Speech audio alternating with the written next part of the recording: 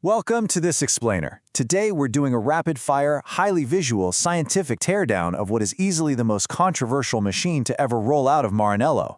We're talking, of course, about the Ferrari Luce. This isn't just a new car, folks, it's an absolute earthquake in the automotive world. Has Ferrari destroyed its legacy or reinvented the future? We are skipping all the pleasantries today. No fluff, just rapid-fire engineering facts and the pure market chaos surrounding a machine that literally shatters 78 years of racing history. So get this, the Ferrari Luce isn't just the brand's very first fully electric vehicle. Shockingly, it's a 5-seater crossover. It's a total shift in proportions, actually pushing the driver forward to create real, usable room for an entire family. Section 1. Engineering a 1,035 horsepower beast. We're talking 1,035 horsepower. And they pull this off without a V12. It's all thanks to a quad-motor setup, literally one independent motor driving each individual wheel. This enables lightning-fast torque vectoring, making this large family vehicle incredibly capable on a racetrack. Powering those motors is a massive 880-volt battery system.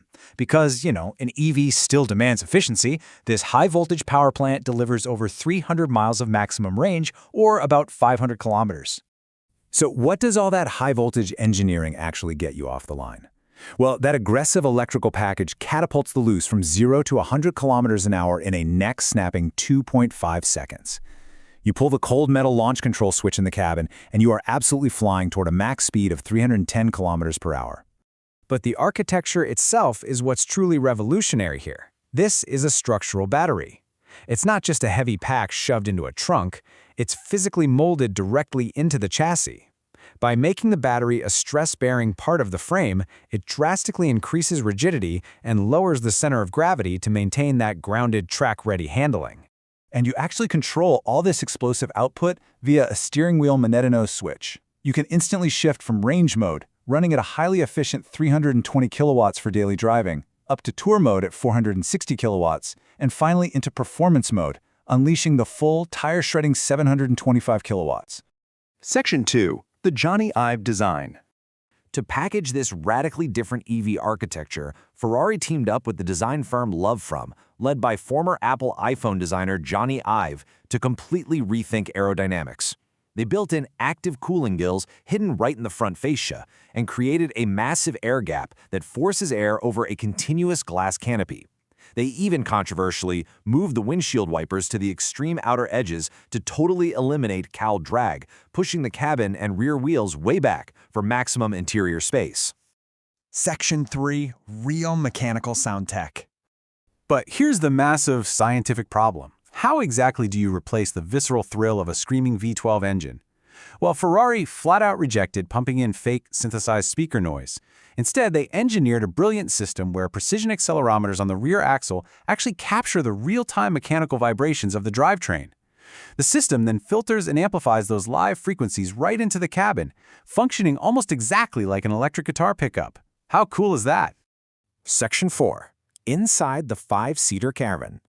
Opening up those rear suicide-style welcome doors reveals a space just as revolutionary as the drivetrain.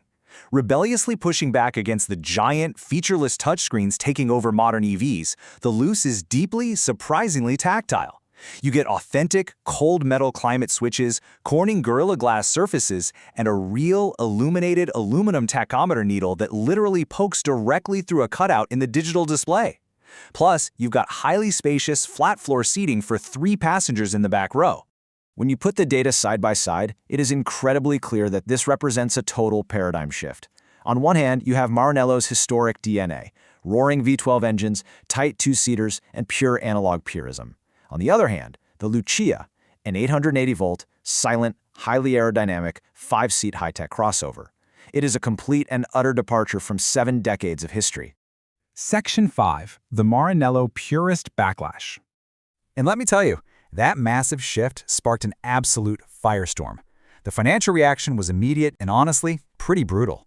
The day after the unveil, Ferrari's stock plummeted by 8.4%. Traditional investors just completely panicked over this drastic pivot into the crowded family EV space. And the fierce backlash wasn't just coming from panicked Wall Street suits, it came straight from automotive royalty. legendary former Ferrari CEO Luca di Montezemolo publicly slammed the design, calling it too heavy and far from the Italian spirit. Meanwhile, the hardcore tifosi, the die-hard fans who bleed Ferrari red, took to social media in droves, calling the silent five-seater machine an outright betrayal of Enzo Ferrari's vision. Yet the actual consumer market tells a wildly conflicting story. It's a total paradox.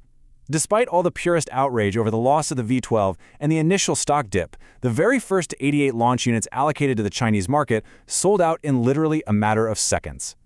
People are clearly eager to buy into this electric vision. So, looking at the pure 1,035 horsepower engineering marvel of this structural battery machine, stacked up against the massive cultural and financial backlash, we leave you with this final critical thought to chew on. Has Ferrari successfully captured the electric future with a necessary, brilliant evolution, or did they just sell out their legendary soul? Let that sink in. Thanks for joining us for this explainer, and we'll catch you on the next Deep Dive.